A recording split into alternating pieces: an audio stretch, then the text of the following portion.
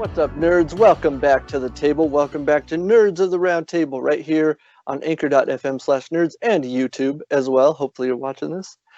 We are recording, ladies and gentlemen, it is New Year's Eve 2020. We are just on the brink of leaving this terrible year behind us. So this is the final recording of 2020, but by the time this is up, it will already be 2021. So Happy New Year to everybody. I hope you had a safe and a happy holiday season. And so as previously stated on the show, we are here to give you our thoughts and our review on Wonder Woman 1984, which dropped on Christmas Day, as well as it released in theaters, as well as on HBO Max, which is where I believe we all saw it. Um, so yeah, we're going to get into it. But before we start getting into all that, I wanted to mention right at the top, this film was apparently such a success for Warner Brothers and HBO Max that they already announced Wonder Woman 3 with Patty Jenkins returning and Gal Gadot, obviously. So, hey, we did it. Definitely getting to Wonder Woman 3. Here's what I propose, just real quick. They should call the third one Wonder Woman 2020 and just have it be all about her dealing with the year 2020 like the rest of us. That's what I think the third one should be. But either way, I'm excited. I can't wait to see what they get up to with the third one. Patty and Gal have both said that they would like for Wonder Woman they would like to tell a tale in the present for the third film, and I think that's the way to go, for sure. For sure. Cliff, what about you? Okay, so I'm just giving my gloss of reviews. I like the movie for the most part. Right. But I mean, like, about about the news. Yeah, I'm hyped about the third news. Yeah. Let me get that right. I was like, my hyped about the third Wonder Woman now. Yes. And as far as the 2020 goes, because I definitely want to see how they bring Steve back. Well, that's just it. Like, and we're gonna get into this when we talk about 84, but it's like, I don't think they should bring Steve back for a third one. Not because I don't love Steve. You know I love Steve. But it's like, they got away with it in this one. I think it worked, and I didn't question it at all. But, like, I think they'd be like, take it, like, maybe don't risk it a third time. Like, just let Steve be, let him rest in peace. But, yeah, man. Swag, what about you? You excited for Wonder Woman 3? Yeah, definitely. Especially after seeing this finally. It's like, I want a third one. Like, come on. Yeah, for sure. For sure. Yeah, so, ladies and gentlemen, it's happening. I just wanted to mention that at the top of the show. So without any further ado, let's get into it. Like, Cliff, I'm going to go ahead and throw this to you because I want to get your thoughts and your reactions on this film, like, straight up. Because, like, you and I haven't talked about it at all. Like, I know you saw it, I saw it, Swag saw it, but we have not conversed. So, Cliff, like, what do you think of the movie? Like, straight up. Okay. So I've seen this movie now multiple times, and I've chopped it up multiple times, and I've gone back and done research on this, on not just the film, but just kind of like the overarching parts of like Wonder Woman herself, right? And just kind of like ins and outs. So initially when I watched this movie, I didn't do any research into it. I just went into it blank ball, just kind of like opened up, and I'll tell you straight up, initially I loved this movie, and I gave it I didn't give it a perfect score because I don't think it deserves one, because I think as a sequel, it just didn't fit for me. But I will be honest, I did give it a 7.5 overall, which to me I thought was pretty solid.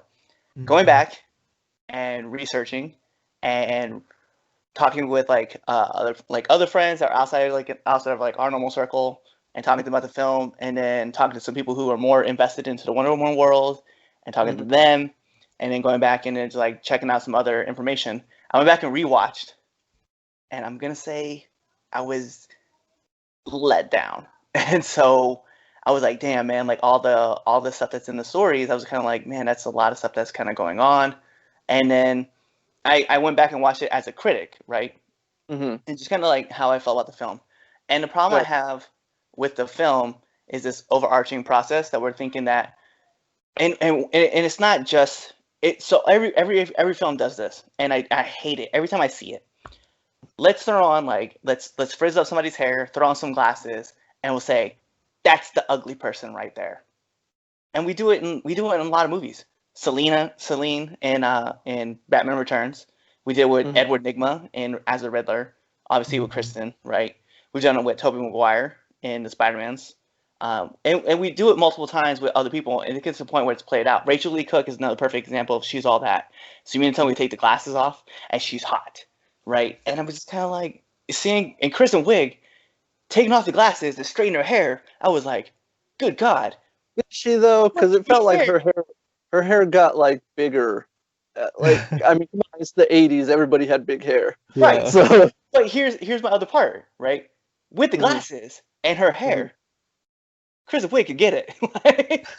Bro, like, straight up, like, yeah, man. Like, I was into nerdy Kristen Wiig, but also, like, not to interrupt you, Cliff, but like when she was wearing that black dress, boy, yeah, that was a whole new thing. When she took off the skirt, she had the pink sweater thing going on. I was like, I love that moment though. I love that moment because it's like, you know, she fell asleep at her desk and she's like, I can't let people know I slept here overnight. So she like just changes her outfit using what she has. It was like that was great. I love that moment. But yeah, I dig what you're saying. Go ahead. And then like, so I don't like the idea that this whole like to be considered like attractive, like you like, and I know it's the 80s kind of thing that we did that a lot in the 80s, but it was just, I don't know, it's cliche and it's kind of like it's way past its time. So I was like, I'm good with that. I hear you. But then like moving forward, right? I'm not even gonna lie. Pascal is my man. Let's be real. Yeah. No. I know a lot of people didn't like him. I heard somebody online say, and I after I heard this, I was like, that's spot on. Somebody said Pedro Pascal is both the best father of 2020 and the worst father of 2020. I was like, yeah, yeah, he really is. Yeah. Yeah. And I love this character. I love this character in the sense that like I'm excited that someone like him like has this arch where they realize like all the things in the world don't matter unless you have people that you can share it with, and the person that he really wants to share it with is his kid. But at first, like, he's just power hungry and he just wants everything. Yeah. To show off that, hey, I was and it has the other part too. Like, I was bullied all through elementary school and high school, and now I'm going to show the world that I'm a winner by using everybody's wishes against them. And it was like, I was like, it is what it is. It's cool. You're Wishmaster. That's what I get. It's about greed, man. Like, and he even talks about it. He's like, you know, like, what is there to wish for but more? Like, and again, like that ties into the whole thing about the 80s time setting. You know, the 80s and like the decadence and the excess and like everybody, like, you know, he's very much that this version of Maxwell Lord is very much influenced by, like, say, Gordon Gekko from Wall Street. You know, very famously, greed is good, and we saw what happened to that dude. So, so no, man, I was really into it, and I don't think. Look, Pedro Pascal, his performance in this movie was phenomenal. I thought, like, him and Kristen, like, they. Look, I'm gonna say it right now, man. This entire cast, I think, killed it. We could talk about like the material all we want, but I think the cast was phenomenal. Even Gal Gadot, you know, like she's so good as Wonder Woman and Diana that she makes me feel bad for having ever doubted her. You know what I mean? Like, every time I see her on screen as a character, I'm like, why did I not believe in her? You know what I mean? Because I will say it, like, I openly, like, when she was first announced as Wonder Woman, I was one of those people who was throwing a fit about it. I was like, wow, she's too thin, she's too skinny, she's not a good actress, she's just a pretty girl, blah, blah, blah. And every time she's played the character, she has proven me wrong.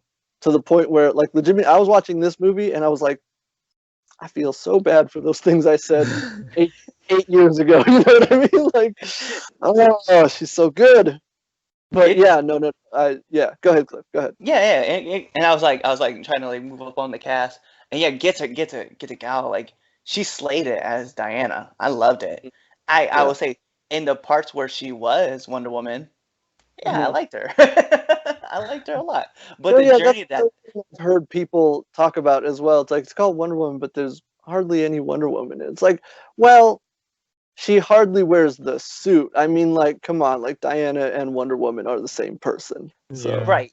But I felt like the journey that she took with Diana versus the journey that she was with, because like in Wonder Woman, it was about the journey of Wonder Woman, right? Like her becoming like this big warrior and like understanding her true fate.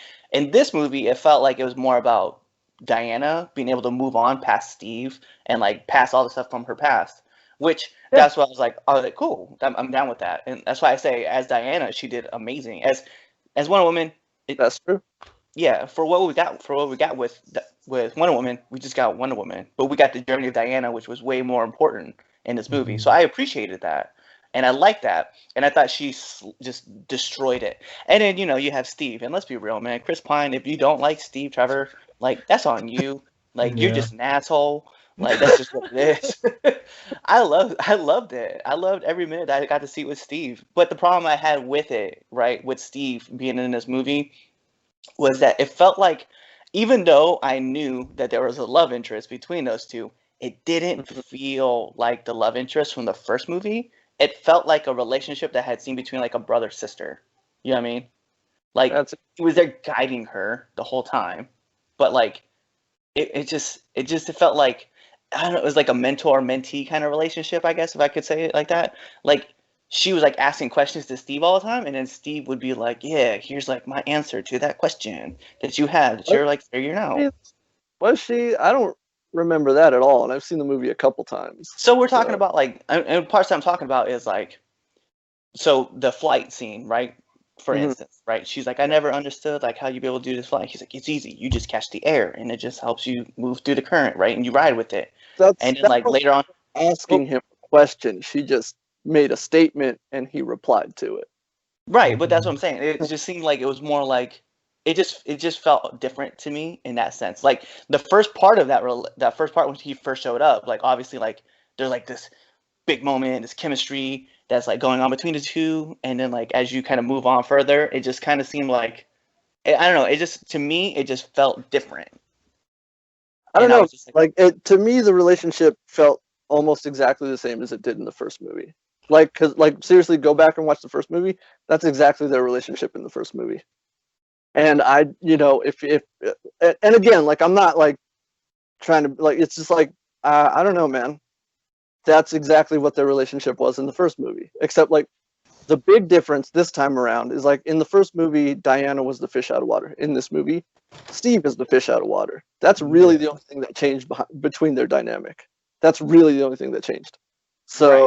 Right. I don't know, man. I feel, and again, like I'm not saying like it's a bad thing, but like you said like you went and talked to everybody, and you're like, oh, let me hear your opinion. It feels like their opinions influenced you retroactively, because like I watched this movie twice on my own. I didn't read any reviews. Like I said, I haven't really talked to anybody about it except Swag and someone else, and like I still enjoy the movie. Even the second time around, where I was like, oh man, like there's so much in this movie that so much work and again, I'm not saying this movie's perfect. There are things about it where I was like, that's weird, or like, oh, I don't think that made any sense. Like for example, I'll give you like a genuine gripe I had with this movie. The thing about not how Steve came back, because like like we're dealing with a wishing stone. It's like whatever, who cares? I'm not going to try and pick that apart. But like, why did he have to possess somebody else's body? That didn't make any sense. You know what I mean? It's like, if her wish was just to have Steve back, couldn't he have just come back as himself? Like, why did he need to possess someone else's body? Like, that didn't make any sense. The rules of the Heartstone were mad inconsistent in this movie. Like, frustratingly so. So like that was something I had a real big gripe with. Also, the other thing, this is just a logistics thing, and Cliff, you could probably back me up on this. There's a part in the movie where Steve and Diana steal an airplane. They steal a jet, right? But they steal it from the Smithsonian. And like, number one, if it's at the Smithsonian, there's no way it would have had fuel in it. Yeah. And two, Steve Trevor flew airplanes in World War I, and all of a sudden he knows how to fly a jet with a jet engine in it. Like, that makes no sense to me at all. Like, that was like, this is weird. Like, there's like no, and who knows, maybe there was a deleted scene that explained, like, I don't know, maybe he did, because they say that the guy whose body he's in is an engineer, and I was like, I don't know, maybe that has something to do with it, and maybe they expanded upon it in a deleted scene, but it's not in the movie, so there's no explanation for that. But so, like, that stuff for me was like, this is weird. Like, none of this really makes a lot of sense. Like, and the other thing, like, I've heard people online talk about how the movie had no coherent plot, and I was like, you guys were just clearly flipping through your phone when you were supposed to be watching the movie. That happened exactly. Here. Because both times I watched this movie, I put my phone down, do not disturb mode, watch the movie, and I understood the plot perfectly. So, yep. Again, it's like, and I said the same thing about Tenet, where people talk about how Christopher Nolan movies are really hard to understand. It's like, no, they're very easy to understand. I promise you they are. Just don't be scrolling through your phone when you're supposed to be watching the movie. Like, that's all you have to do to understand these Christopher Nolan movies, and that's all you have to do to understand Wonder Woman 1984. Like, it has a perfectly coherent plot. And if you're wondering what the journey to the movie was, the journey and the lesson is set up perfectly in the prologue to the movie. Yep. With little Diana competing in that contest. Like, you know, Antiope says to her, nothing good is born from lies, and greatness is not what you think. That's what the whole movie is about. And that's also why, and again, Cliff, like, not to not to completely cut into you and interrupt you, but now I'm just on this thing now. But it's like, the idea of, like, Maxwell Lord granting people their wishes, right? But he's taking things from them. That's the lie he's peddling, right? And that's why at the end, during the big confrontation, when Hans Zimmer, bless that man, he back a piece of music from the Batman vs. Superman score titled Beautiful Lie. And dude, I cried 3 times watching this movie. And, like, the third one was when that piece of music kicked in, because it was like, that was such a perfect choice. Because the title of the track, Beautiful Lie, that perfectly encapsulates everything about what this movie is trying to say, especially through the villain, Maxwell Lord. He is peddling lies to people. Beautiful lies, but lies nonetheless. And that moment, watching that, it, like, broke me, man. Like, I started crying uncontrollably. You have no idea, man. Like, not like a single tear, like full on ugly crying. I was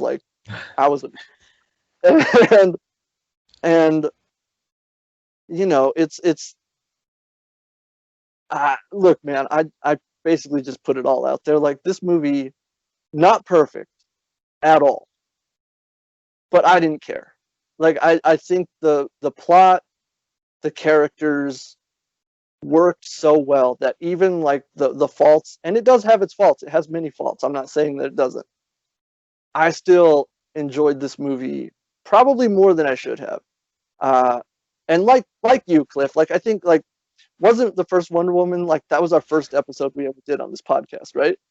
And I think, if I'm not mistaken, I gave that movie a 10 out of 10. And I still think it's a 10 out of 10 3 years later.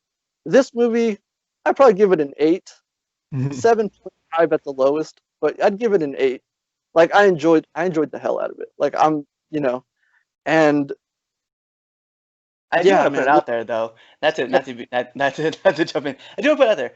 I did enjoy this movie. Like, I do enjoy this movie. It's just like I said, right? Like, at the third time when I was watching it, and I was like, all right, I got to go in that different mindset. Like, that's when I started picking apart, like, parts of the movie. My genuine first reaction to the movie, I was hands down. Even the cutscene that we haven't even divulged at all at the end of the movie. Yeah. I was in all of it. Like, in my moment, in my heart, like, I was so hyped. I've got a whole section here for, like, Easter eggs, but we'll get into that later. Yeah. But I was, like, my whole heart, like, watching the movie, I was like, I genuinely wanted to go in and enjoy the movie. And I did. And then post that, I have to be like, all right, now I got to take myself out of the fan world and bring myself into a different world. And I was like, all right, now we try to break it down in a simpler term. And when I go, because I don't know everything about Wonder Woman, and I just don't. And to be fair, whenever you want to go seek more knowledge, you have to go find people who are smarter than you to help you kind of like interpret other things. And that's what we talk about all the time. Like you and I, when we genuinely discuss our issues with certain films, we'll talk about it. And essentially, this is what we're going to end up doing anyway in this film. I'm going to come to you with a question, and you're going to answer the question for me. Yeah. But I did get the message in the film, like 100%. Yeah. I got the message that you cannot lie and expect to be great if you're not, you know. And that was something that, by the way, yeah, I love Robin. She's so fly. I'm so glad we got to see her again, and we will get to see her again in March. So, nice. Just giving you guys a little heads up. I genuinely, like, when I saw her, and I was like, I'm so happy right now. I couldn't put the phone down. I couldn't put the phone down, and here's why. Because that's where I was watching the movie. No, that's a whole other thing. I'll give you that. I'll give you the loophole there for sure. No, but like straight up, man, like I've got a whole thing here about Easter eggs, and on my notes, because you said about Steve Trevor and Chris Pine, there's literally one note here. Everything Steve did. Like everything he does in this movie made me happy. But we'll get to that. Before we start taking Swag, I want to throw this over to you. Like, what were your thoughts and opinions on the movie? It was honestly, it was worth the wait for me. I think so. I definitely enjoyed it, and I like it was, and like I say this a lot, and that's because I try not to set my expectations too high. Yeah. And I was gonna say like I got what I expected, and I loved it, and I enjoyed it. And yeah, like I will agree there were some things that were off, like especially like, you know, you brought up the whole thing with Steve being able to fly that 80s fighter jet. It's like because like even I was like, how do you know which switch to flip? There's like 80 of them in that entire cockpit. Yeah, like he's never seen a jet engine before. Like but yeah, so yeah, that stuff was a little confusing. But like aside from that, it's like like I enjoyed it. I had a good time. I think it was worth the wait, definitely. The cast, again, like I agree with you, and like everybody like in that cast was amazing, and I'm glad that they were who they chose to play those characters. Yeah. Like, and again, like Maxwell Lord. Yeah, go ahead, Cliff. That's why. And like with Pedro Pascal, like that was perfect. Like he did an amazing job with that character. And like, you know, that story with that character and how it ended too, and how he put all that emotion into it. It was amazing. So yeah, no, I liked it. As for like a rating, you know, I'll give it like maybe like a 9 out of 10. Yeah. Wow. That's awesome. You rated it higher than both of us, Cliff. Wow. Yeah, I know. We both over here. We're both over here like 7.5, 8, 9. 8, what? 9. Yep. Wow, we created stairs with that. Like Cliff flag. Like, oh, cool. No, yeah. I mean, hey, man, fair enough. And I think that's like you touched on it. I think that's something that fans really need to start doing more, is just manage your expectations. That's sort of like, you know, Cliff, like what you and I were talking about with all those rumors flying around about the new Spider-Man movie. It's like, you guys might want to temper your expectations. just saying. Yeah. But man, I agree with you 100%. Yeah, no, I really liked it. So yeah, let's get into this, because I've got, oh man, I have so much. Well, not so much, but I've got a few things I want to say about this. So one of the first things I'm going to mention. Go ahead, Cliff. Go ahead. I was saying, can we say heavy spoilers? Yes, heavy spoilers. 100%. So if you don't want to hear any spoilers, go ahead, just stop this episode right now. Yeah, get out right now. If you haven't seen the movie, go watch it, then come back, finish this episode. Close this window. We probably spoiled some stuff for you guys already. Yeah, we probably already did. But okay, so Spoiler alert, Swag, put that up on screen. Mm-hmm. All right. The first thing I'm going to mention, though, it's not really a spoiler, but it's something cool, a nice little Easter egg. This is not the one I was telling you about, Swag, before we started. But I saw a lot of people making a big deal about this on Twitter, like right after the movie. Everybody was asking about the guy who played Handsome Man, the guy who Steve sort of possessed. And I was like, oh, I know that dude. His name is Christopher Palaha. He's an actor. And oddly enough, he is also a DC legacy. He has history in the DC universe. He appeared in the original Birds of Prey television series from 2002. He played a character. Technically, Christopher Palaha is the first actor to play Nightwing in live action. Technically. Because the character he plays in the show was supposed to be Nightwing, but DC sort of vetoed that idea. And if you watch the episode he's in, you'll understand why, because even I, after having seen that, I was like, oh, that's a weird thing. I understand why DC would have said no to using that capacity. So yeah, like him, he's very cool. I've seen him in a lot of other things too, but I just wanted to bring up that DC connection. And also for anybody out there who wanted to know his name, there it is, Christopher Palaha. Go check him out. He's pretty cool. So yeah, just a really cool DC legacy thing there that I wanted to bring up, in addition to the other one that we'll get to, the one that Cliff was alluding to. Which, funny enough, Swag apparently figured that out before I did. Yeah, I had talked about it. who it was going to be, but Swag apparently figured it out like during that flashback. And I was like, how did you figure that out? He was like, the eyes, dude. The eyes. I was like, the eyes gave it away for me. So yeah, that was but again, we'll get to that. We'll get to that in due time. I was gonna say during that scene, like I was watching it and I was like, oh, that's cool. And then that at the end, right? Mm-hmm. I went, yeah, me too. That was my I didn't know. Like, I didn't figure it out. Swag, congrats, man. I didn't get it. I mean, I was still excited because that proved me right, and I was like, oh, I was right. But like legit, when we actually got the reveal, I was like,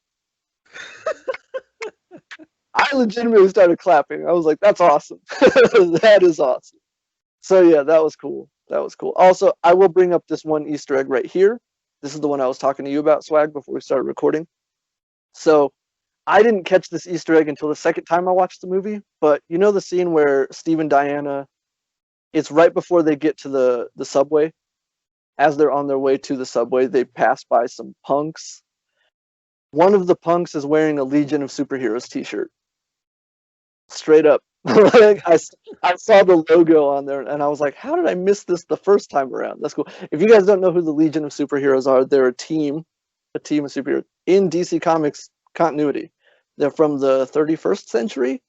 That's where characters like Brainiac 5 come from, and Supergirl eventually joins them. She goes into the future and joins the Legion, which I have a theory that's probably how the Supergirl TV show is going to end.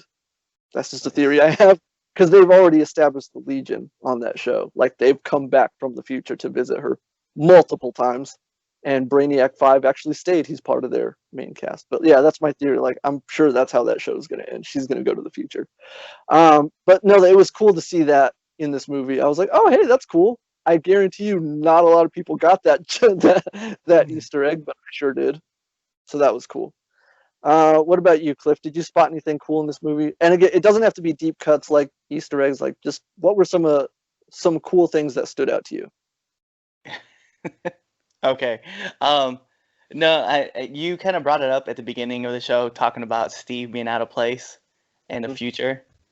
I'm not gonna lie, my favorite scene from him was when he was staring at the trash cans because he thought it was art. Like, yeah. I don't, as far as Easter eggs go, like, I can't really, aside from the big one at the end, like, I can't be like, oh, there was that moment, right, specifically. But I will say, this was something I thought about watching the film for, like, 1984, for Wonder Woman 1984, was, I'm very curious to know if that was Nubia. Like, are they hinting at Nubia at the beginning of the film? When she saves the little black girl and she pushes her into, like, the big teddy bear. I'm just curious to see if that's think about that. Huh. Yeah. I didn't even think about that. But yeah, you might be onto something. was like, is that who that is? I was like, I don't know. I was like, I genuinely want to find out. So that's why, like, and that's why I said, like, the first time I watched it through, I saw her. I was like, oh, that's cool. And then the second time I watched it through after doing a little bit of research, is like, I hope that's who that is. That's interesting. Like, you legitimately might be onto something. Which maybe that's why Gal and Patty want to do a story set in the present. So that would make sense. That would make sense. Yeah, good call, man.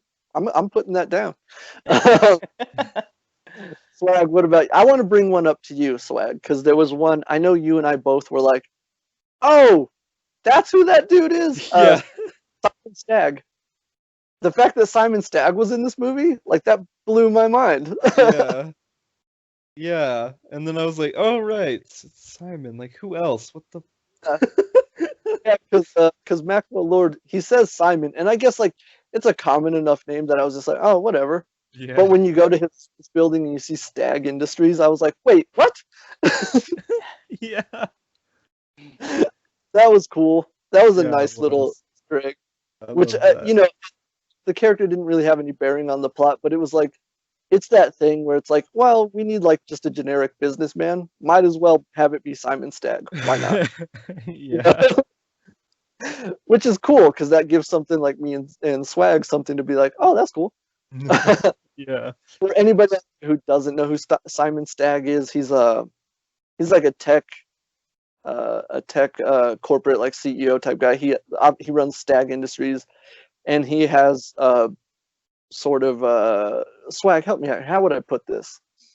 He has sort of made life hell for characters like Batman Yeah. and the Flash, sort of over and over again. And he actually appeared in the Flash television series in season 1. So, yeah. And he's in the Arkham games, isn't he, Swag? Yep.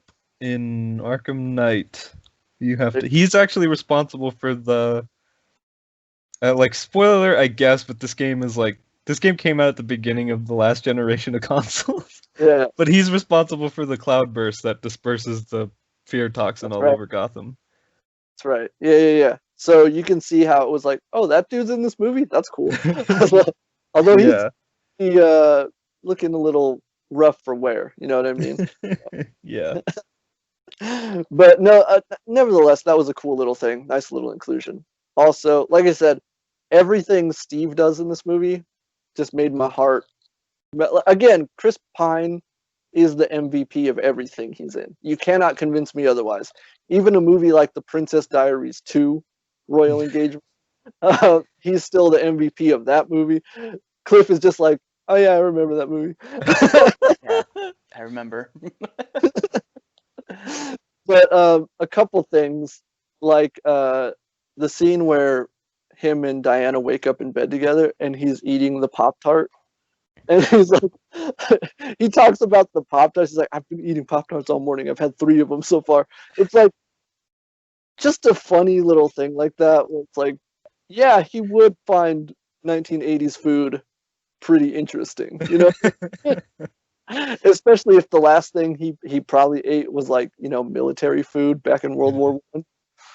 Pop-Tarts would blow his mind. So that was a cool thing. Also, I loved the montage. Again, it's the flipping of roles. Like, because remember in the original Wonder Woman, there's that montage of Diana trying to find something to wear.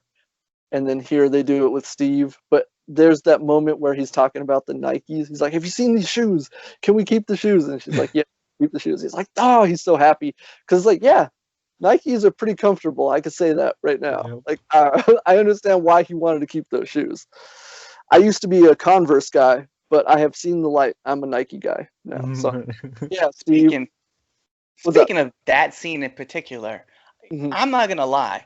The MVP of that scene was not Chris Pine. It was the fanny pack.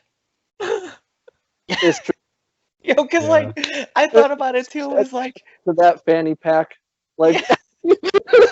But it was the crazy part that this man that... Okay, so let's be real. The handsome guy, right? He took over a handsome guy's body. That man did not have one fanny pack. Because if you notice in the next scene, he's wearing a whole different fanny pack. That means that this man at least has 4 different fanny packs. Let's be real. Because he wore one. He had the American one. And then he wore a completely different one. And you know somewhere in that man's closet, he's got at least 2 other ones that are just hanging out.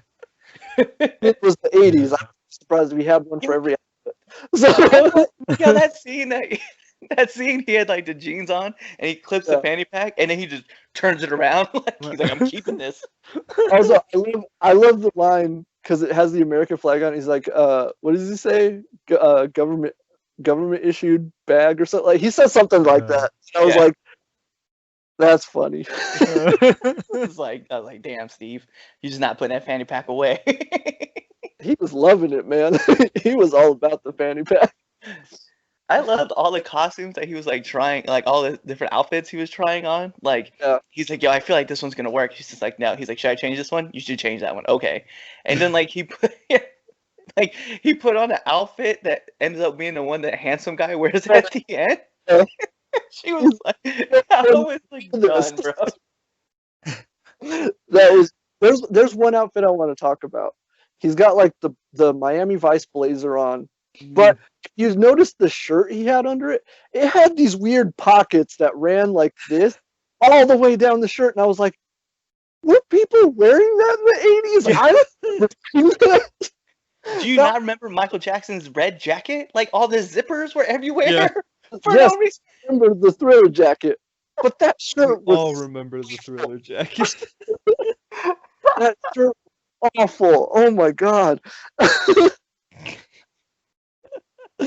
Oh my God! So much utility in that shirt. And you know what? It kind of makes sense why Steve would have liked it, being a military man. So I guess I get it. Yeah, exactly. The pants have pockets. Look at there's pockets up here. He was all about the pockets, man. Oh man, no, yeah, that scene was hilarious. I loved that scene so much. And then to look back at like the 80s fashion, and I was like, bro, like there's the one t-shirt, it had no sleeves, but it had like all the stripes and it had like the big triangle right here on the side. And I was like, oh yeah, people really wore that. Like I genuinely remember people wearing that kind of shirt in the 90s. No, straight up, like Cliff and I are old enough that we have memories of still wearing that shirt in the early 90s. Like I've seen that shirt as well in real life. The people who were all like, you can't turn off the 90s aren't over. Or I mean the 80s. You can't just turn off the 80s are never over. I always talk about like 91 to like, what would you say, Cliff? 1990 to like 92, maybe 93. Things were still a little 80s. Yeah. Yeah. That's a fair assumption. Yeah. If you don't believe, go watch the first season of Saved by the Bell. Yes. Perfect example right there. When Zach was a kid, perfect example. Yes, very much so. But yeah, so Swag, what were some of your favorite moments from the movie? Honestly, the big fight with Cheetah and Wonder Woman. Yeah. Was definitely it, because it was going on, and I was like, I really hope this doesn't end like sooner than it, because like I really hope this goes on for like a good bit, and it did. I was like, okay, good. They gave it enough time. I appreciate that. I'm gonna bring something up because you brought that up, and I said it to you, but I want to get Cliff's reaction because I know how he feels about this particular thing. So, Cliff, and I'm sure you saw this in the movie, and you were like, and you thought the same thing I did. When Wonder Woman defeats Cheetah by using electricity, did that just not make Donna's death in Titans seem even dumber? Oh God! Ready to go. Oh no! Let it go. Let it go. Oh no! Oh no! Oh no! Oh no! We going there. We going there. Oh my God! Let me tell you how mad I was at this scene. Oh my God! I was so pissed. I threw my phone down. The first time I watched this back. The second time. The third time I watched this back. You mean to tell me Diana is in a pool of water with an electric cord in a metal suit and she doesn't die? What? Phase her. It didn't do nothing. So you mean to tell me that Donna, who is also a part of the same island, stops the giant tower and she gets electrocuted and she died? And Diana should have died too. I was so mad. I was like, and that's the only thing I thought the whole time. Like after that scene, I was just like, "Where's Donna?" That's all I want to know. It's like that's all I care about right now is I want to know what happened to Donna now. I'm so mad. I was like, Warner Brothers better get their shit together. I was like, this is a giant plot hole that I need filled in immediately from Titans. You can ask Swag. That was the first thing I said to him after I was like, so that fight, like, and again, I like the fight, like Swag, like you were saying, but I was like, that just makes Donna's death look even dumber. Like, and it was already pretty dumb. So dude, I laughed so hard when I saw that, when he said that. Because it didn't even cross my mind until you brought it up, and I was like, "Oh yeah, that does make it look really bad, doesn't it?" As soon as I saw that wire about to hit the water, I was like, "Oh boy, here we go." As soon as I saw the wire like floating, like getting ready to hit the water, I was like, if Diana doesn't die in this, I'm breaking my fucking phone. Obviously, it's Wonder Woman 84. I know she's not going to, but at this point, I'm still looking at the film like, then why did Donna die? That's legit the first thought I had. Why did Donna die then? Donna died because of bad writing.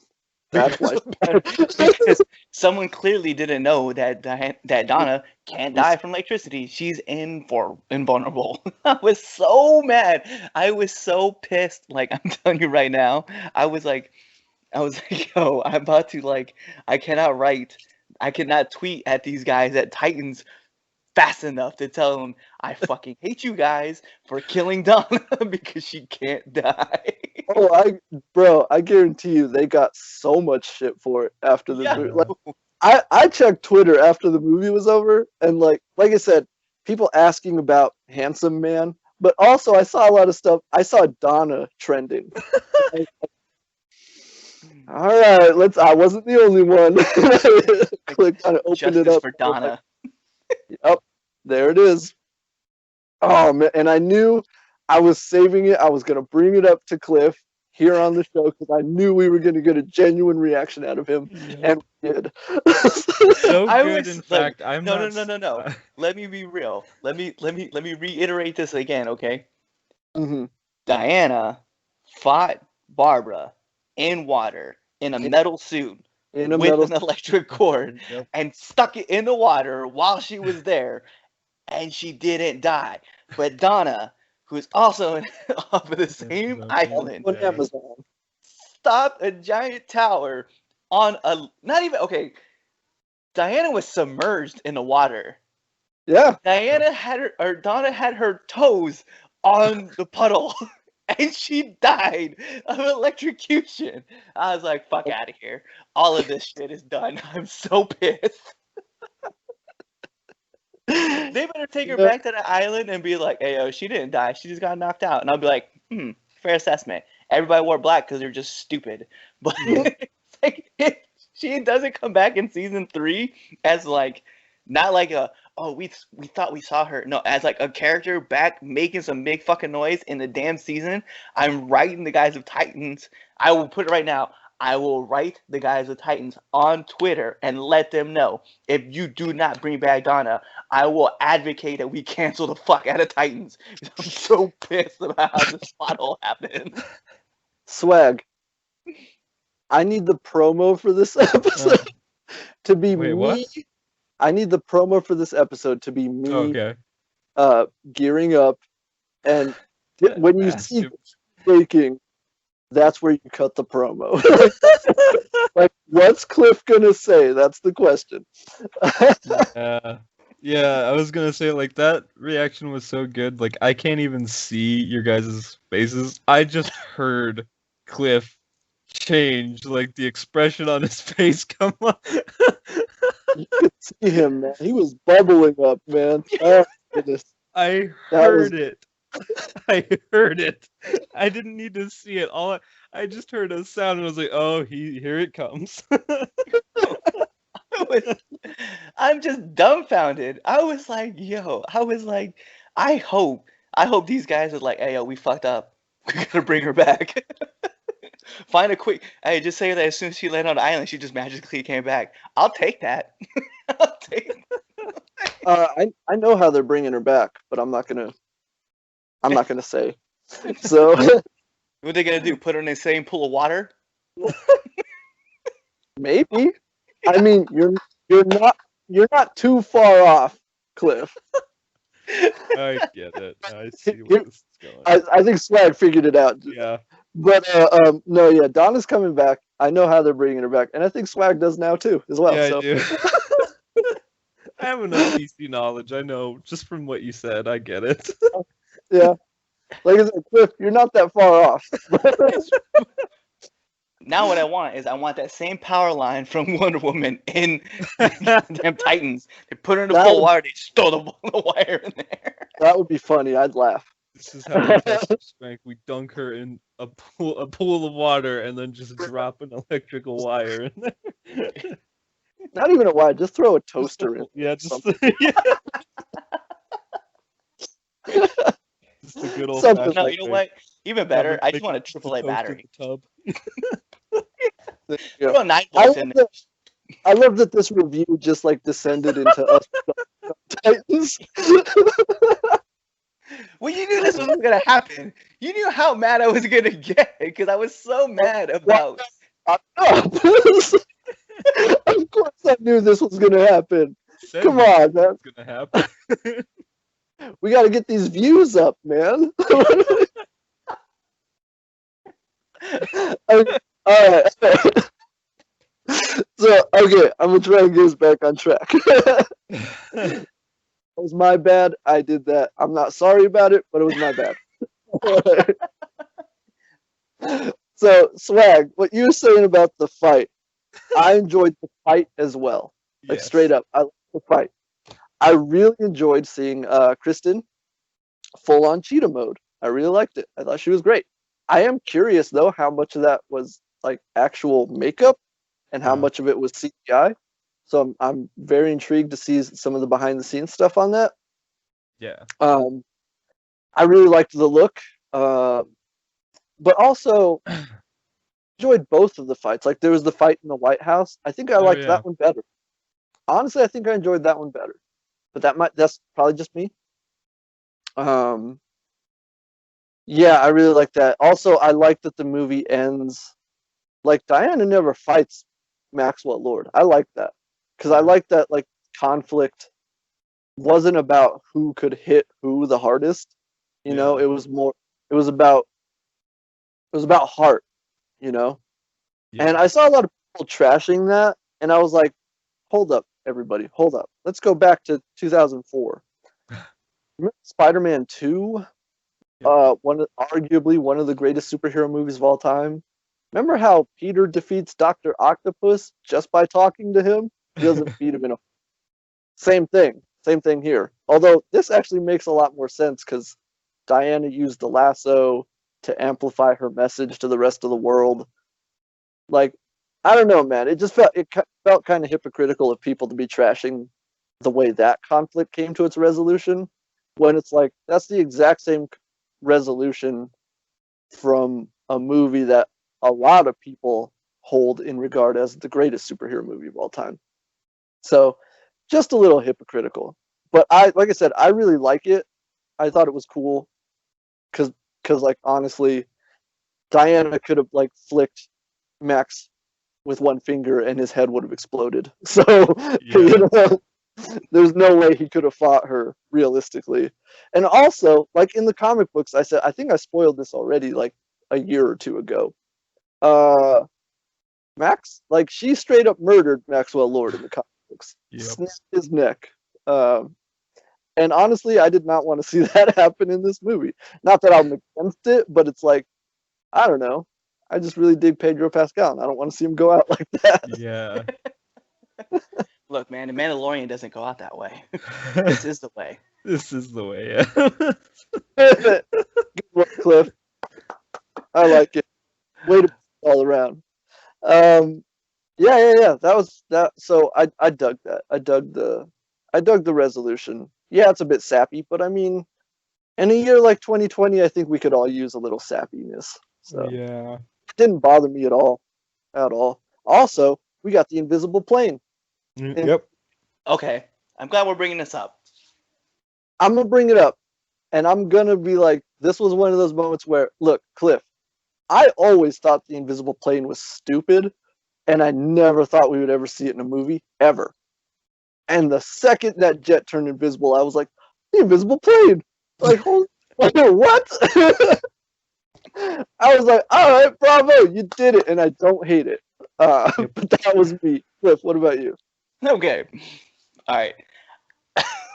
Oh my God, this is gonna be. All right. So first, let's bypass the fact that we've already discussed about Steve being able to fly the jet. Okay. Mm-hmm. But I don't have a problem with the invisible jet being in this movie. Mm-hmm. However, the 5 minutes that it was in the film, it was cool for what it was, right? The fact that she was able to, like, harness some energy and make the plane invisible. Yeah. Cool. I guess I could look past it because she's magic, right? Yeah. So I could look past that. Yeah. But explain to me, how did they find a jet in Cairo? I was wondering about that as well. Because I was like, because once you land and get out of the jet, how do you know where it is? Yeah. Yeah. How do you find your way back to it? Like, especially considering she made the joke that she turned, what was it, a coffee cup invisible, and she lost it. She lost the mug. Yes, that was a question even I was asking, Cliff. So that's a fair question. I was like, because they do show you them coming back in it, and I was like, how'd they find it? I mean, I guess you could make the argument like wherever they landed it, like because the landing gear would probably make some kind of indentation on the ground.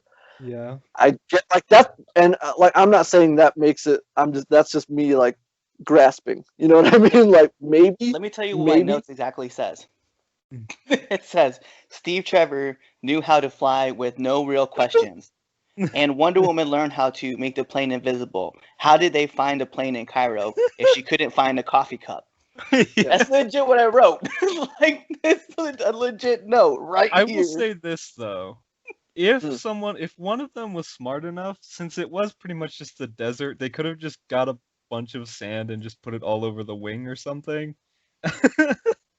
But then, as not like a full load, but like enough, Well, and here's the other, I'm going to jump on that theory, Cliff. Maybe Wonder Woman, right? Maybe she put a big old boulder on top of the jet. Is like, that's where the jet is. That's how we'll find it. Yeah, but then surely someone in Egypt was like, hey man, why is that fucking boulder just floating in the air like this? Hey, I'd love to see the scene, dude. That's what I'm saying. I was like, I would love to find out that this is a deleted scene.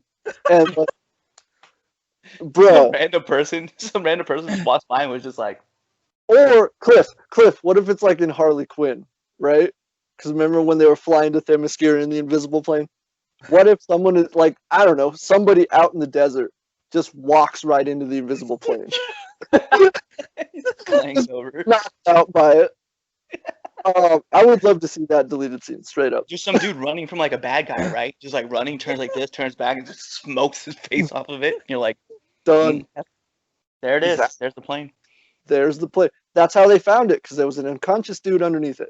I like it. I'll go with that. See, at least if you give me an answer, I don't care what the answer is. You could put dust on the plane. I'll be like, all right, yeah, I guess to find it, right? You could tie a ribbon like to where you think the front is, and just tie a ribbon, just like a random ribbon, just like floating there. I don't care. Give me something, because I'm gonna be like, how'd you find the plane if you can't find a coffee cup? It's in your house. The coffee cup is in your house. We don't know it was in her house. Maybe she took it to work. That's how she lost it. Actually, and in that case, it's gonna be on that messy ass desk of hers. Yeah, exactly. At that point, all she has to do is this. So yeah. It's gonna hit. Wait until she feels it. But no, I'm with you, Cliff. I legitimately was with you. I was like, how'd they find it? That's a weird. I was dumbfounded. I was like, I'm glad we found a jet, but someone explain to me how. That's all I need to know. And here's the other problem I had with the jet scene. This is another problem. So she makes reference, right? Because Trevor, as the plane's getting off, Steve makes reference, right? He says, hey, the way I can fly this plane, they're never gonna find us. Great. Then she goes, oh, sonar. they're gonna find us through sonar. She makes a plane invisible. Mm-hmm. That's just a bending of light. Right. It still has sonar. You can still find a plane to lock on. That's why I was like, I don't understand how it got past the radar. I knew you were going to bring this up, Cliff, and I have an answer for you. And this is why we have these talks. It's magic. We don't know. We don't know. That's a good point. I don't know. I didn't think about that one. We don't know that. And honestly, we don't know how. Because she says she's using the same magic that Zeus used to shield Themyscira. Mm-hmm. And in the comic books, you can't find Themyscira even with radar. So it's magic, Cliff. It's magic. But I just... It's magic. I know, and I'm like, I can't think too hard about it because, like, at the same time, like, you had the jet propulsion, and she's making the plane invisible, and those cars at the bottom, with the way that plane was flying and the angle it took off, would have burnt those cars, and they didn't leave a mark. Yeah. At the very least, it would have put those cars flying. Like, you know, no, that was weird to me as well, and like. You know, like I said, like there's so much of this movie that we could pick apart, but at the end of the day, the plot revolves around a magic rock that grants wishes, and it's like also it's a comic book movie, guys. I was like, even when I was like overthinking things, I was like, you know what, just don't overthink it. Who cares? This is the wrong movie to be like criticizing for realism. It's like the first time that I've actually sat down and was like, all right, I'm gonna take notes. I'm gonna figure some stuff out. And then like the jet propulsion, I was just like, okay, I can't look past this. I just can't. See where I've been.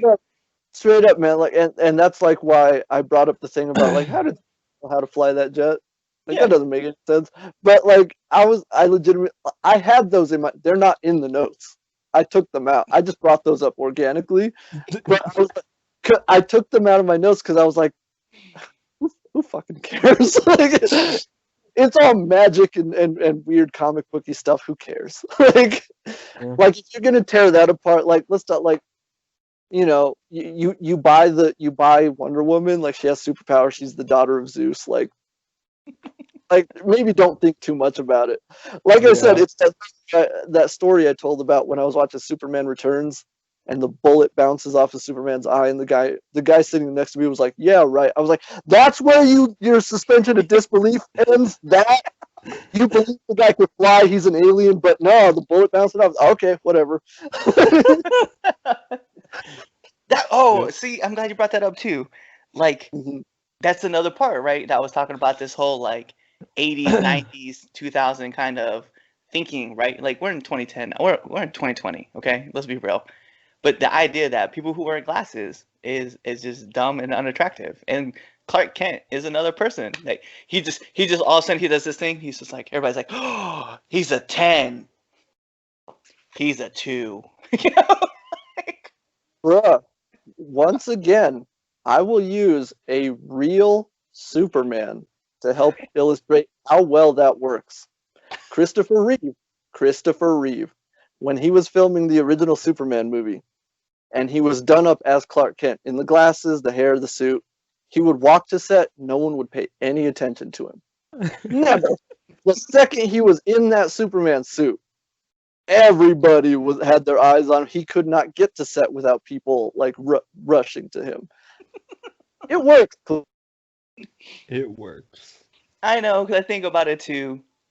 Oh, I think about it too, where like Lloyd is another perfect example of it. Lloyd Christmas, because like Jim Carrey, when he was doing Dumb and Dumber, like he was walking around in makeup and with his like all this stuff.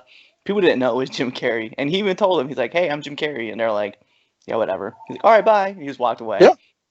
Straight up. I just died laughing because I'm like, but she wasn't that unattractive. She was very much about to get it. Yeah, bro. No doubt. I'm not saying like people who wear glasses and are kind of frumpy looking aren't attractive, bro. I've been attracted to many of them in my life. It's a type.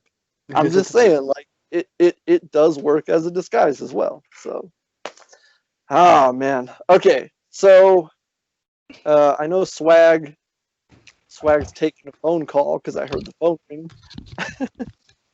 Wait, what? Say again?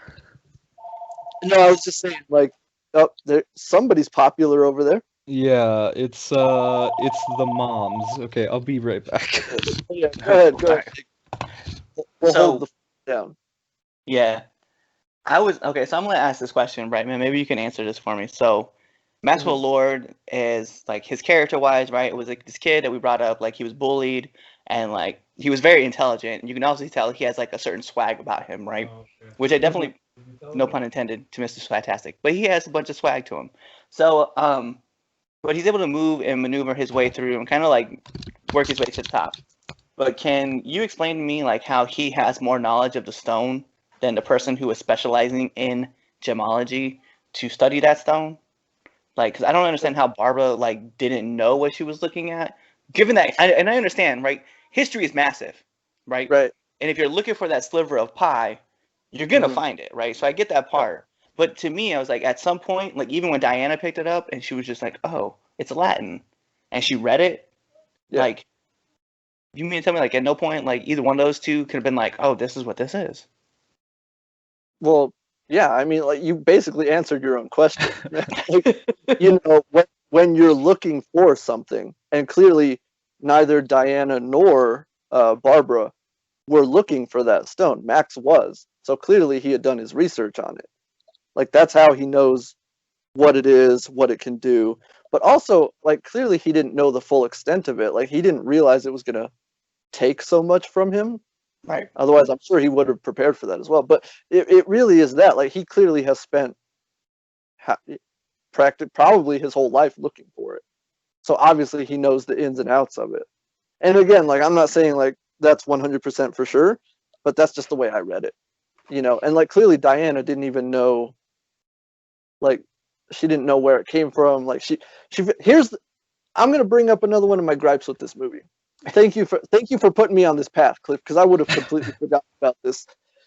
The way the movie apparently did.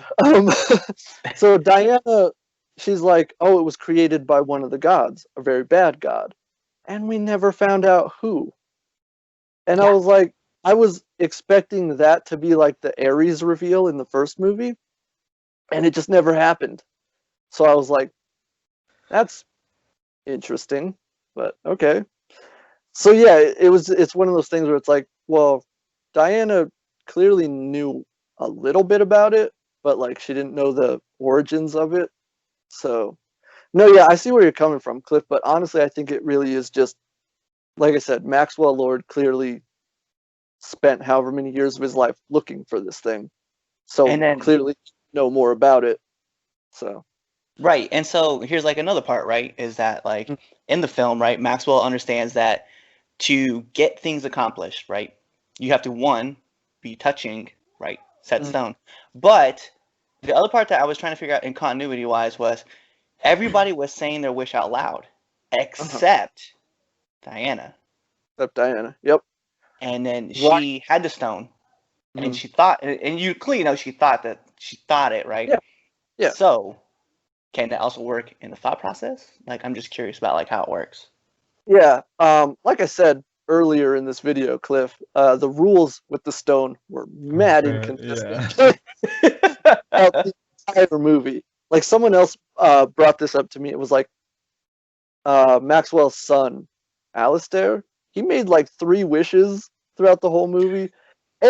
Nothing bad ever really seemed to happen to him. Number 2, it's clearly stated you only get 1 wish, but he made like 3 wishes throughout the whole movie. Also, Cheetah got 2. You know, she made her original wish, and then when they're on the plane after the fight in the White House, she makes her second wish. And it's like, you clearly stated you only get 1 wish. Like, there was even a point where he was trying to get a wish out of somebody, and he's like, wait, didn't I already grant you a wish? He said, yeah, yesterday. You gave me a Porsche. He's like, what is it with you guys and Porsches? I have an answer to that question, though, about Barbara. I think I know what it is because I kind of had to internalize an answer for it as well. But go ahead. I want to see what you say. Yeah, so I think because it has to be in different forms of the stone. So that's like, in the stone, she wished on the stone, but once it got absorbed into Maxwell, she made the wish to Maxwell. Yeah, see, and that's what I had internalized as well. I was like, well, she wished on the stone, and then once Maxwell was the stone, she made another wish. So that's my own internal logic, and I'm glad I'm not the only one who came to that conclusion. But yeah, like sure, I'll let that one slide. But again, Alistair, he got 3 wishes. Yep. Whatever. Yeah. That didn't make any sense. Well, but like I said, oh, go ahead. Okay, so then explain to me the genie rule or the genie wishes, because like I remember the one wish he was gonna make, but then his dad told him don't make that or just hold that wish. So yeah, I'm just curious about. Do you remember what like the truth?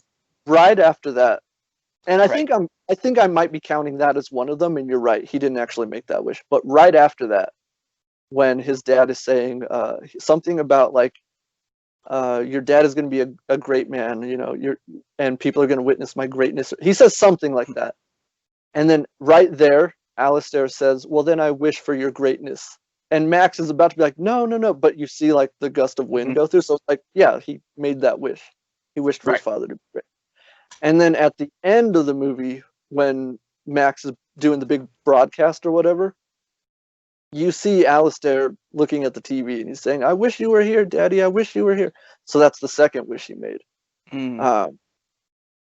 So yeah, it was just really odd to me. And again, like you don't ever really see any consequences come to Alistair. So it's like, and I get that maybe you don't want to do that because he's a kid, but it's like, again, it just made it really inconsistent with how this thing works. So. To be fair, though, I can answer Alistair's one as well. The thing that was taken from him, though, was the thing that was most precious to him, which was his dad. And so when his dad went away, he went to go look for him. And that's why he was walking around the streets all by himself, looking for his dad. So that's what was taken. So the stone essentially said, well, I'll grant you this wish, but I take from you your dad. And that's what was the difference. Because that was the same thing with Diana, right? Diana wished for Steve. She lost her powers. That's what was precious to her. Yeah. No, that does make sense. I'll give you that one. Yeah, makes sense. And that's why when he made that wish, where he's like, I wish you were here, Dad, he couldn't get that wish. That's why his dad never showed up. You know what? I think you're onto something, Cliff. I think you cracked that one. Yep. I was going to say. Oh, good job. Hey, Cliff got one.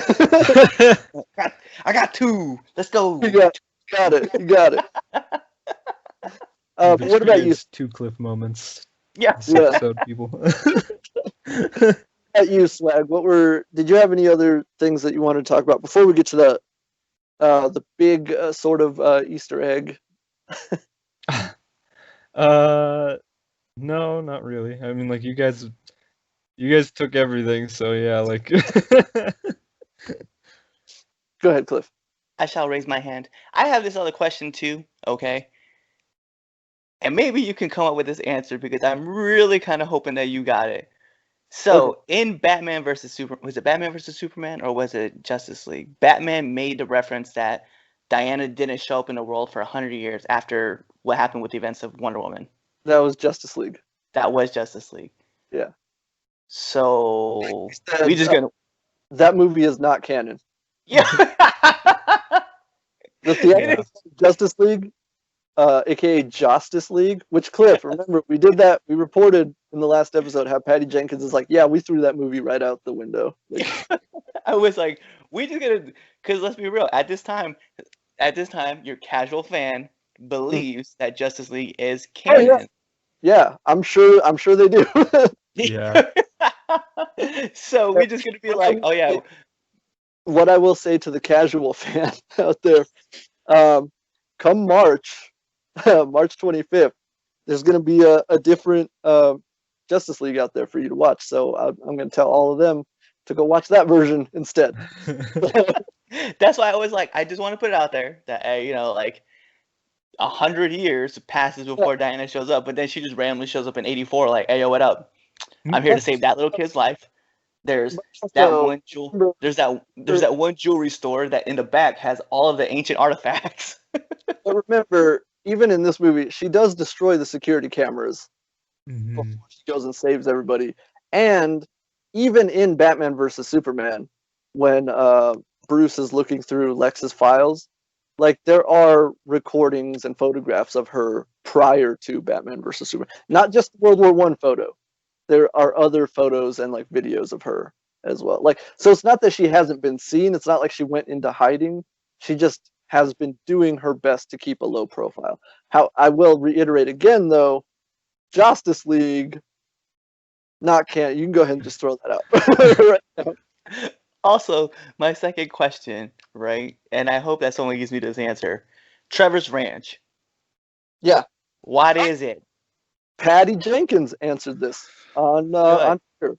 Because I believe it was the day after Christmas Day. So on the 26th, they had a special watch party on HBO Max. So you could watch it with like Patty Jenkins and Gal Gadot, and you could ask them questions. Somebody asked about that. So Trevor Ranch, and I'm doing my best to reiterate what she said. So that was his family ranch, right? It wasn't his, and it's not Diana's ranch either. Right. So, but it's like his family, they have that ranch. And so after the war, after he died, Diana, and this is all coming from Patty Jenkins, all right? So she went to visit his family afterwards. And so she went to the ranch, and she, just as a means of, when you're dealing with the loss of the person you love, obviously you want to try and form a connection with, whoever might still be out there. And that's what she did. She went out to visit his family on the ranch, and she spent some time there. That's really all it is. It's his family ranch.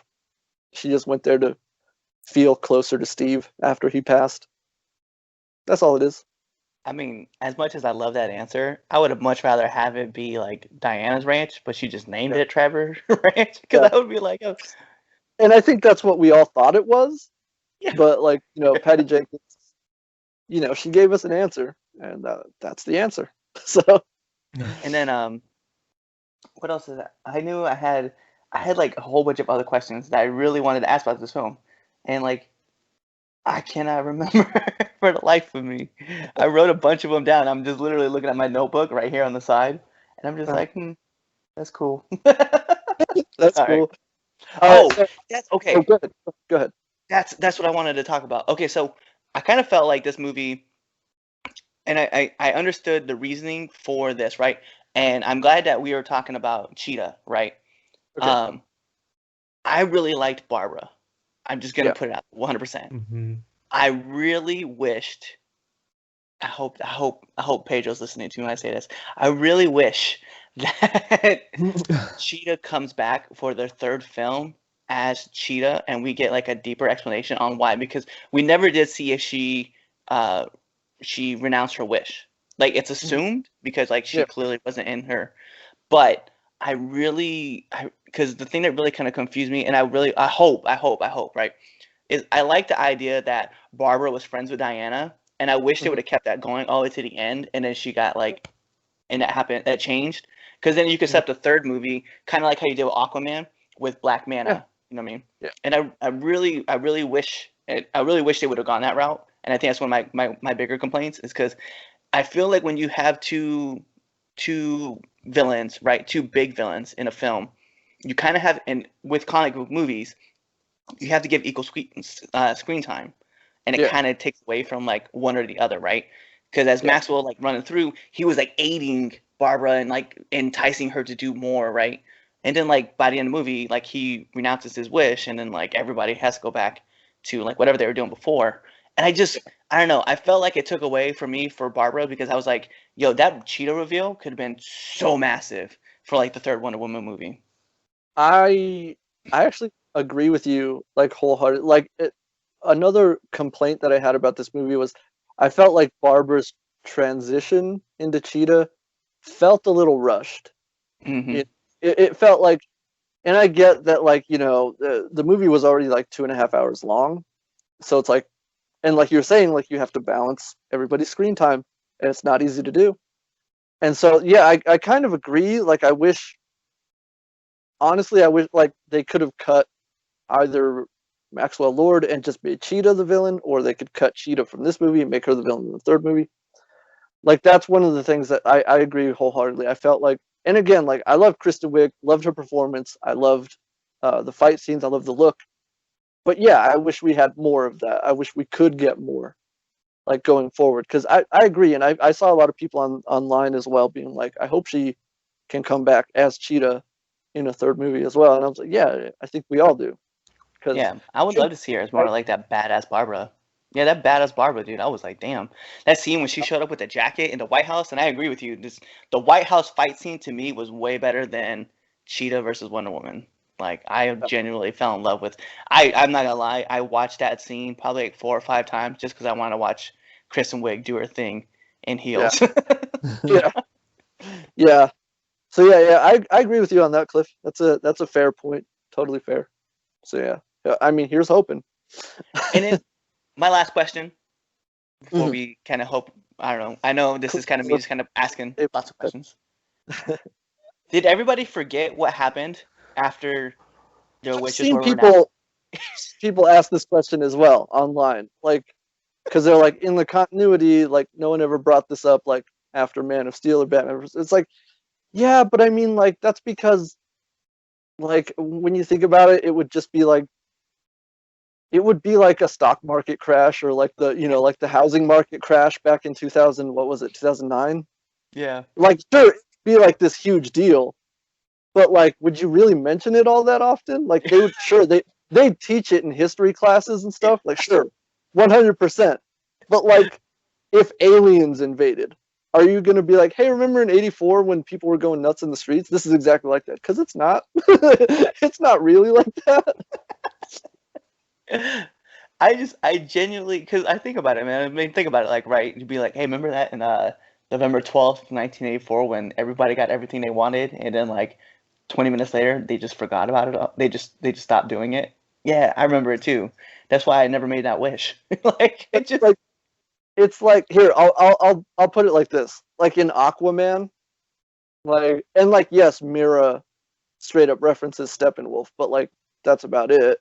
But like, no one's like, hey, so you got to go fight this guy, otherwise we're gonna have a thing like what happened in Metropolis 5 years ago. Like, no one, like, in these movies, no one even mentions like the Black Zero event or the Doomsday fight. You know what I mean? Like, it's like, and no one's ever referenced what happened in the first Suicide Squad movie, and that was a pretty big deal too.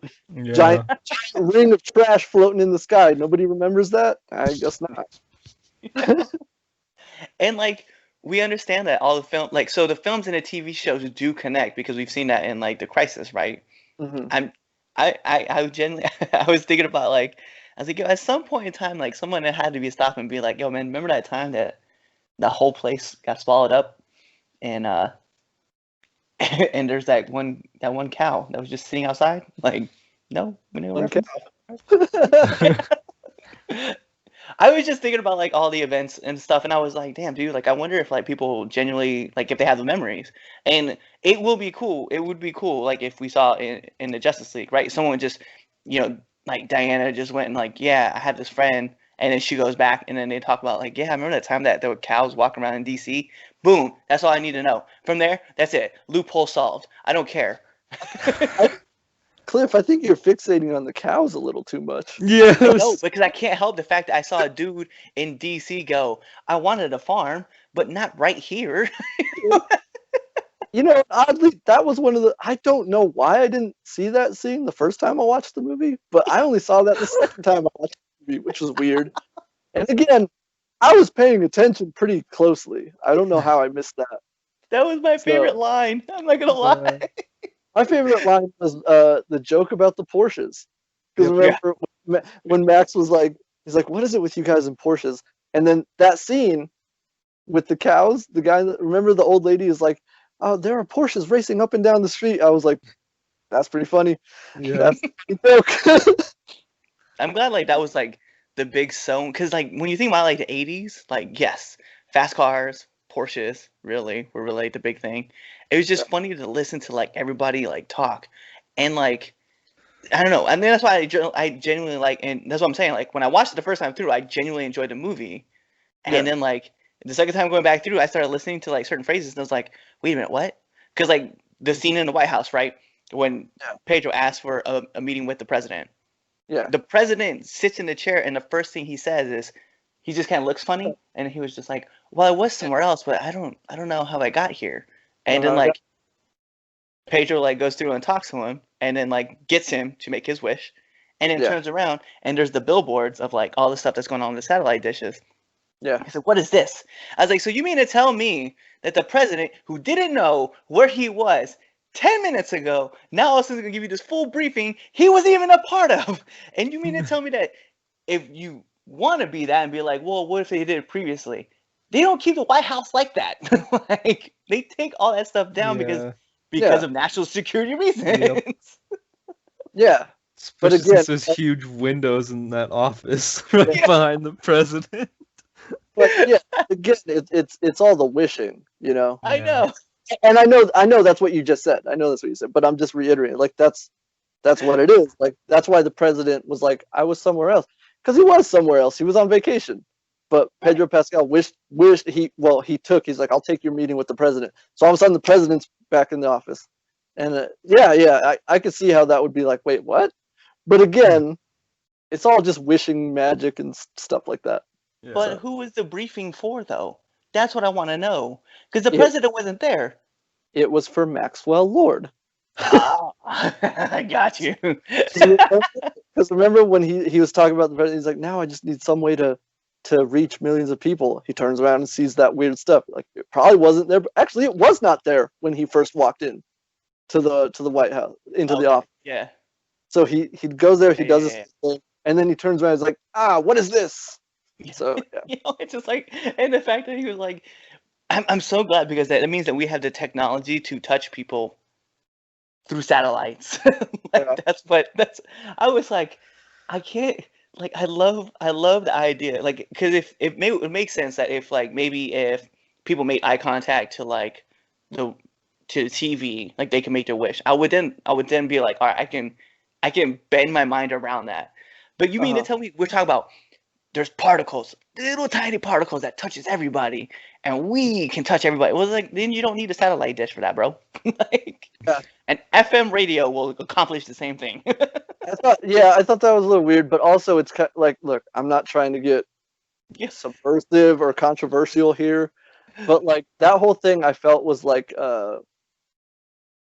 how do I say it? Not like a critique, but like commentary. No, it was maybe a commentary, but it's kind of commentary on, like, you know, like televangelists when they go on TV and they're like, put your hand on the TV and you'll touch me. It's like, that's what that felt like to me. You know what I mean?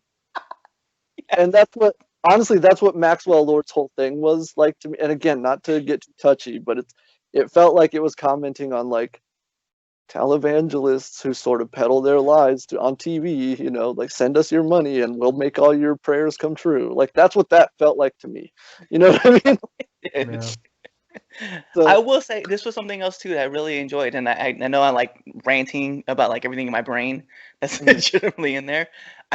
So there was the scene where the two guys were the waitress and the guy was arguing, and the guy said, "I wish you dropped dead," right? Yeah. And then he renounces his wish as the people were working on their to perform CPR. I wish at some point, like, either her foot moved or something to let us know that she was alive, because I still believe she's dead. Yeah. You're right. Like, we probably just some wishes that you can't renounce. You're right. Yeah. And that's the life lesson. You're right, Cliff. You're right. So yeah, look, I'm gonna jump in here because there's one thing I do want to talk about before we get into the final. And I know Swag's like, they're just talking. I don't really need to be here. But exactly. I was like, I don't know why I'm here. They have this under control. I have the one thing here, and I want to get Swag. I want to get your reaction. I want to get Cliff's reaction to this, because this was something I thought about the second time I watched the movie, and honestly, this like hit me in the heart. And it's weird because I didn't see anybody else online talking about this. So I don't know if maybe I just stumbled upon this or maybe I'm reaching, who knows. But the thing that I thought about when I was watching the movie the second time, like I said, this movie made me cry 3 times. Number one, when Steve came back and her and Diana had their reunion, it was beautiful, got me emotional. The second time was when Steve and Diana had to say goodbye to each other again. Like, that crushed me. And then, like I said, the third part was when Beautiful Lie starts playing over the climax. But, okay, so the second time Steve and Diana had to say goodbye to each other tore me up inside, because it's like, oh, she has to go through this again, you know? It was so terrible for me. It was like heartbreaking. Really punched me in the gut. But it made me realize something. In a movie where everybody's wishing for things and they're like, I wish for this, I wish for that. And even Diane is like, I wish Steve were still here, he were alive, whatever. The thing I didn't realize until I saw this movie the second time, Steve also got his wish. Because if you remember, one of the last things he says to Diana in the first Wonder Woman, I wish we had more time. And he got more time with Diana. Now, no, he didn't make that wish on this stone or whatever. But regardless, he got his wish just like everybody else did. And that, like, that realization, and also, like, maybe that's why he was okay with her renouncing her wish and letting him go, because he's like, I got more time with you, like I wanted, and I didn't expect to. So that's more than I could have ever hoped for. And that, I'm gonna get emotional right now just talking about it. But it's like, how many of us have wished to have more time with people, you know, and we never got it, and that's beautiful to me. So before I start crying like a blubbering idiot, Swag, what do you think about that? Did you even think about that when you were watching the movie? No, I did not. And like, yeah, like when you pointed out, like, yeah, it's like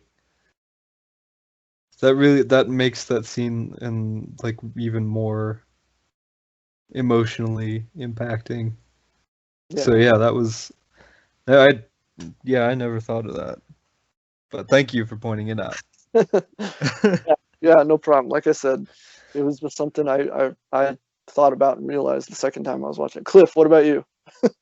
No, you know what's funny is I didn't really think about it either, and I guess because if I would have gone back and watched Wonder Woman, and then went and watched Wonder Woman 1984, I probably would have seen that. But yeah, no, I didn't think about that. But yeah, you're right though. I mean, he did get his wish. Like he had to do what he wanted, and you know. Yeah. See what I mean, man? Like that really hits you when you think about it. It's like, oh damn. Yeah. I'm gonna be fair. We're talking about this on December 31st. Okay. Yeah. I'm all cried out. Like I would be sediment. I'm all cried out. Listen, yeah. I'm just gonna peel the curtain back. I did a podcast earlier today for Now Entering the Ring. Or not even not entering for the 3 Count podcast. One of my favorite wrestlers of 2020 passed away, Brody Lee, and there was a scene. And I say this in the show last night, right? And it's a scene, it's a segment. There's a segment where Brody Lee's son was staring at the boots of his dad as they retired them, right? Yeah. And Cody is standing above him. Yeah. Cody, his father passed away a couple years ago, Dusty Rhodes. So to see a son talking to another son about their father passed away, dude, I broke down. I'm getting choked up thinking about it. I didn't want to think about it right now, but yeah, it broke me. Yeah. I was in tears on a live performance. No, it's like, I'm glad you bring that up, because it's like, you know, I said it earlier when we were talking about this movie. It's like 2020 has sort of been like this terrible, terrible thing for many reasons, many reasons. And like I said, like, yeah, it's not a perfect movie, and yeah, it can be kind of sappy and cheesy in places, but honestly, I think we need that. We needed it to sort of lift us out. And like I said, this thing that I realized about Steve getting his wish, like, yeah, it makes me emotional, makes me want to cry, but like in a good way, you know, because it's like, it's beautiful. That's beautiful what happened. Yeah. Because he didn't make that wish on the stone, so it's not like, you know, he had to lose something, right. But he still got what he wished for, and that's nice. It's beautiful. All right, so yeah, that's what I wanted to mention before we start to wrap this up, and before me and Cliff start to cry. Let's talk about it. Swag, the thing that you figured out before me and Cliff did. I'm gonna cue it up. Let me pop this over right here. So obviously everybody knows in the marketing for this movie, we got to see this beautiful armor right here, and it's awesome. I also really love seeing it in the movie because For anyone who doesn't know, this is actually from the comic books, but it's from the Kingdom Come story, just like Brandon Routh's Superman suit from Crisis on Infinite Earths. But in the movie, this movie, they gave us a whole different like backstory, and it ties into sort of the final surprise that this movie has for us. So the armor belonged to an Amazon warrior named Asteria, and we get like this cool flashback to her, you know, fighting against, like, I don't know, Swag, were they supposed to be Spartans? Because they kind of looked like them. Maybe. But either way, she's fighting against like some ancient army. And at the look, we're gonna spoil the shit out of this. All right. So at the mid-credits scene, there's this woman, and honestly, I thought it was Diana. You know, she's in that dress. We've seen her in a blue dress before. She's got the long black hair. I was like, oh, this is Diana just going and doing cool stuff, right? Technically, I was not wrong, just not the right Diana that I was thinking. Because we find out it's Lynda Carter, and she was the Golden Warrior Asteria. And I'm like I said earlier, I saw this, my jaw hit the floor, but then like I immediately applauded because I was, and like we talked about this, didn't we, Cliff? We were like, Lynda Carter might be in this movie, but it never occurred to me that that's who she would be playing. And that's why when Swag was like, oh yeah, I figured it out, he's like, and the eyes, and I'm like, what? But yeah, this was awesome. Swag, how did you, I know you said the eyes, but how, man? Like, well, also it's like, are you consuming the original Wonder Woman TV show without me knowing about it? Like, I don't know, like, I even thought about it too, because it wasn't even just the eyes, it was like, because I was thinking about it too, I was like, it would make a lot of sense, because if you were going to put her in the movie, and if you really wanted to, like, you know, do the original Wonder Woman some justice, you would give her that legendary character. That's true. So that was also another thing that helped me kind of pin that down. Yeah, because I even said to you after the movie, I was like, yeah, it makes a lot of sense. And I was wondering why we never actually saw her face in that flashback. Yeah. So, like, yeah, in retrospect, makes a lot of sense. But at the time, I was like, wait, what? Cliff, what about you? Yeah, I'm not gonna front. My jaw dropped when I saw it was her, and I just stood at the phone like this. Yes. It was cool. I was definitely hyped, and I hope to see her in a bigger role for Wonder Woman 3.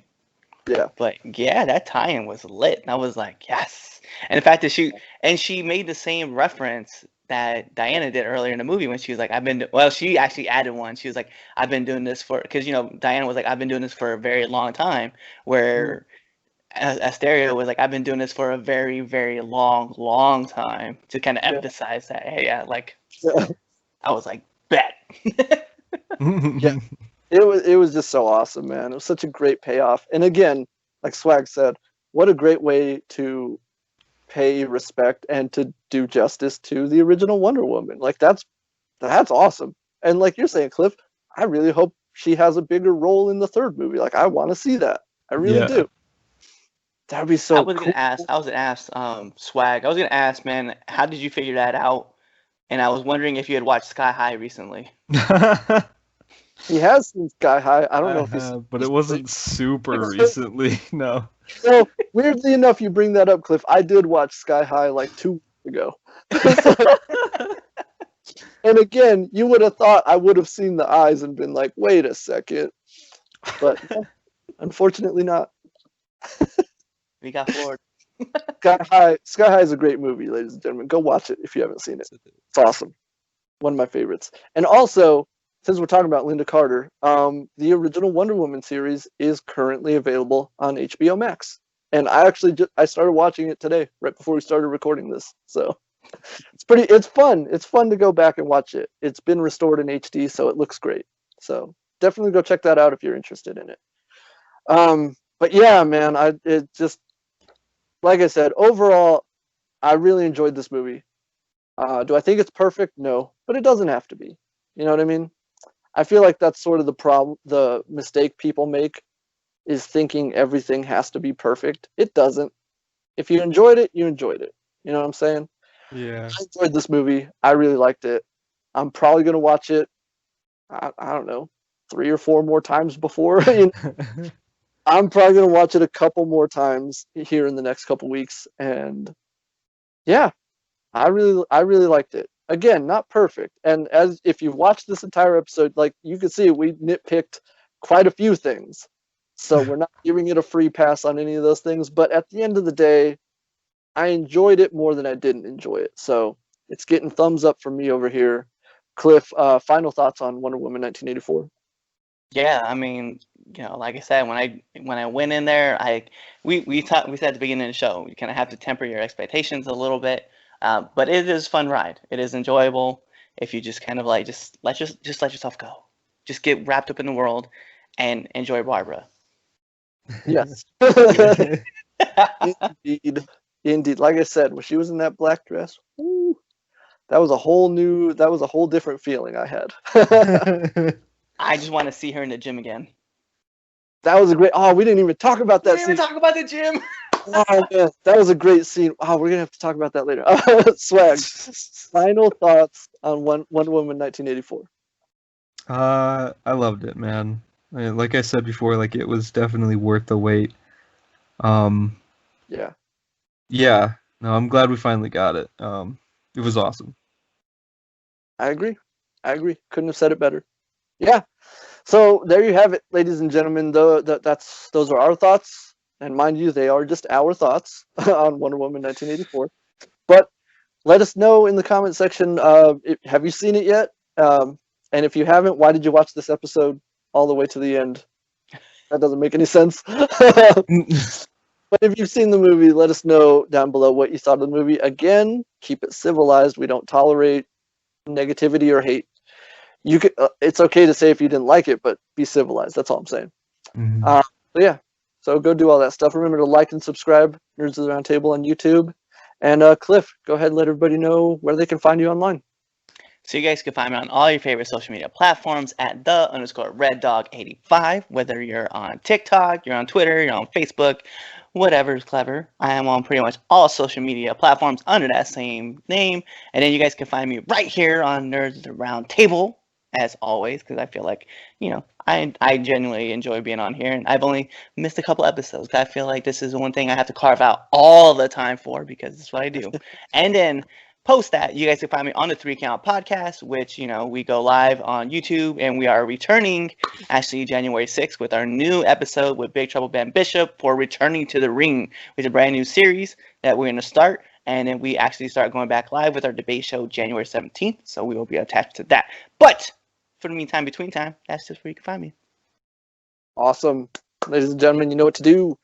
Go follow him, give him all the likes, show him all the love. He deserves it. Swag. You gonna promote the YouTube channel? Yeah, you guys come to youtube.com, find me, Mr. Swagtastic. I haven't really been doing much, but I am working on a best of 2020 video right now. So if you want to get a look at what content is usually like on the channel, yeah, I feel like that would probably be the best video to watch. So yeah, come hang out. It's a good time. Yeah, it's a good time, ladies and gentlemen. Yeah, I've noticed your content has been a little dry lately, but yeah, it's pretty empty. It's the end of the year. Everybody's sort of winding down, and yeah. But regardless, man, go check out the channel, Mr. Swagtastic on YouTube. There's always something there to keep you interested, something to entertain you. So yeah, go give him a look. I am, of course, Antonio Padilla. You can find me on all social media. It's either @TronPilgrim or @TronPilgrim87. You don't know which one is me. You can like Nerds of the Round Table on Facebook, facebook.com/Real Nerds of the Round Table. You can follow us on Twitter @RealNerds_.